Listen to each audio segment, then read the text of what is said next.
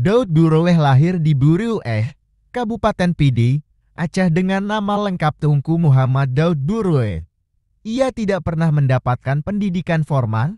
Ia menimba ilmu di beberapa pesantren di Sigle, termasuk pesantren milik Tunku Muhammad Hamid, ayah dari Farhan Hamid, seorang kader Partai Amanat Nasional. Pada masa-masa usia sekolah, ayahnya tidak mendaftarkannya ke institusi pendidikan resmi yang didirikan oleh Belanda seperti Volksschule, Government Inlandse School, atau HES. Sebagai gantinya, ayahnya lebih memilih lembaga pendidikan tradisional yang sudah ada sejak zaman kerajaan Islam, seperti Dayat atau Zawiyah. Meskipun tidak mendapatkan pendidikan Belanda, kecerdasan dan kecepatan berpikirnya membuatnya mampu menyerap segala ilmu yang diajarkan kepadanya, termasuk bahasa Belanda. Kebiasaan mengonsumsi ikan, yang umum di kalangan masyarakat Aceh, menjadikannya seorang yang cepat belajar. Pada usia 33 tahun, Daud mendirikan Madrasah Sa'adah Abadian di Blangpasai, Sigi.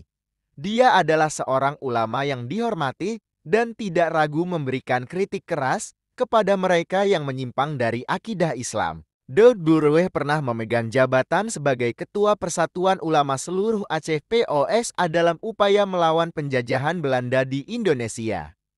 Pada masa revolusi, ia juga berperan sebagai gubernur militer Aceh. Dari 21 September hingga 9 Mei tahun 1962, ia terus memberontak terhadap pemerintahan. Salah satunya dengan mendirikan Negara Islam Indonesia (NI) karena merasa tidak puas dengan kepemimpinan Presiden Soekarno. Kisah pemberontakan Daud Burueh dimulai dengan munculnya sebuah dokumen rahasia yang isinya tidak diketahui secara pasti di kalangan tentara Darul Islam Aceh. Dokumen ini disebut les hitam, sementara sejarawan Belanda Cornelis van Dijk menyebutnya daftar hitam. Dokumen ini menjadi bahan perbincangan hangat di Tanah Jumpa pada awal tahun 1950-an. Dokumen tersebut konon dikirim oleh Perdana Menteri Ali Sastroamidjojo melalui Jaksa Tinggi Sunarjo yang membawanya ke Medan. Namun, ada juga yang mengatakan dokumen ini berasal dari Kabinet Sukiman. Isinya menggambarkan puncak perseteruan antara pemerintah Jakarta dan Aceh dengan rencana Jakarta untuk membunuh 300 tokoh penting ASEAN atau 190 menurut sumber lain. Melalui operasi rahasia, setelah memastikan daerah tersebut akan memberontak, Ali Sastroamidjojo menyangkal keterlibatannya dalam penyusunan daftar itu pada rapat paripurna DPR 2 November tahun 1953. Namun, keberadaan dokumen tersebut tidak begitu penting. Yang pasti, rumor tentang rencana pembunuhan itu memberi momentum bagi pemberontakan Darul Islam di Aceh. Aktivis Darul Islam segera bersiap-siap dan Daud Burueh, salah satu yang disebut dalam dokumen itu, segera mengangkat senjata. Selama 9 tahun, Daud Burueh memimpin gerakan perlawanan di bawah bendera Darul Islam, membuka babak pemberontakan Aceh pasca era kolonial. Namun, les hitam bukanlah satu-satunya penyebab pemberontakan ini. Dokumen itu hanya pemicunya. Sedangkan minyak tanahnya adalah kekecewaan Daud Burueh yang merasa dikhianati oleh Soekarno setelah membela Republik. Selama perjuangan kemerdekaan, kekecewaan ini dipicu oleh pembubaran Divisi 10 TNI di Aceh pada 23 Januari tahun 1951 dan pencabutan status Provinsi Aceh. Beberapa pihak menyebut Kabinet Natsir sebagai pelakunya, sementara yang lain menganggap itu keputusan kabinet sebelumnya. Aceh kemudian digabungkan ke dalam Provinsi Sumatera Utara, dengan Abdul Hakim diangkat sebagai gubernurnya dan Medan sebagai pusat pemerintahan. Daud Burueh, yang sebelumnya menjabat sebagai gubernur jenderal yang meliputi Aceh, Langkat, dan Tanah Karo, tidak mengetahui keputusan ini. Kongres Alim Ulama se-Indonesia di Medan pada 11-15 April tahun 1953 menghasilkan beberapa keputusan.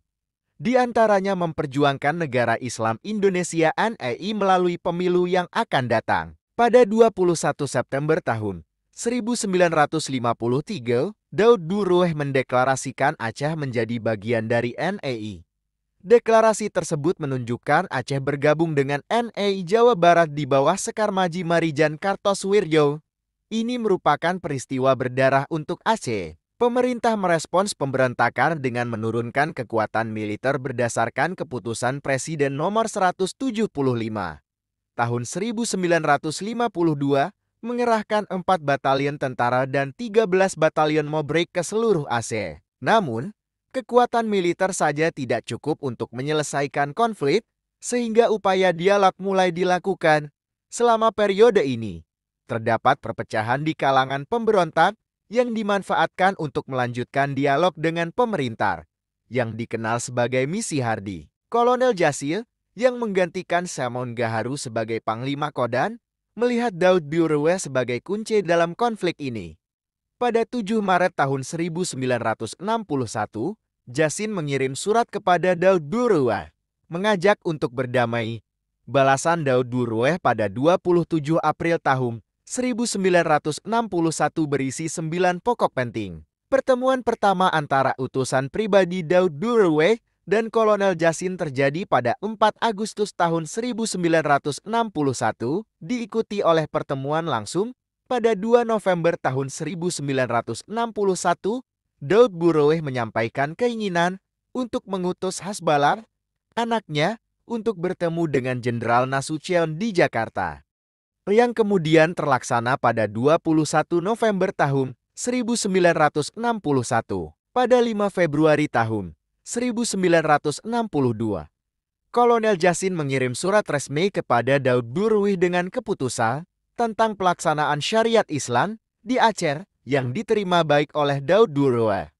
Pada 17 Februari tahun 1962, akhirnya pada 9 Mei tahun 1962, Tengku Daud Duruwe bersama staf dan pasukannya kembali ke pangkuan Republik Indonesia, dijemput oleh Letkolnyak Adam Kamit dan satu kompi TNI. Pada masa Orde Baru, Daud Duruwe dilumpuhkan pemerintah. Ia meninggal pada tahun 1987 dalam usia 91 tahun dengan kondisi buta. Dalam pemakamannya tidak ada penghormatan seperti prosesi pemakaman orang berjasa di Aceh.